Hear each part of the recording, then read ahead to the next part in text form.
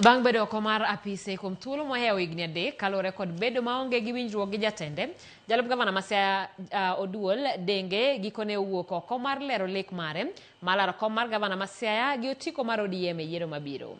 Kane oloso gi jotende ute lamo e pare ma Kauga gi Hawinga, Oduol osewo sirkand kaunti ma Siaya kuom yulo e tich kendo rem chopo gigo mane gisingo ne jopiny e kinde yiero mokalo.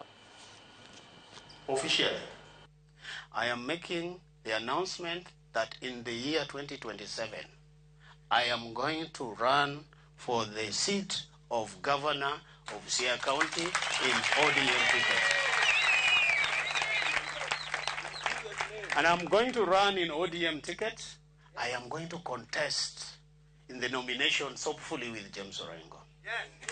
Na mimi nangoja nani broad base awinjo ka ngen paro to pogre tiejo motamre ni gin gidhi ka Wamunyoro kendo gidhi ka Kalonzo an Oduol denge kod Oburu Dinga kod Opio Wandai kod kijana mawod Homa Bay iluongo ni Raymond Omolo kod John Mbade kod Atan Meli wan wang'ni wawacho ni wan broad based government.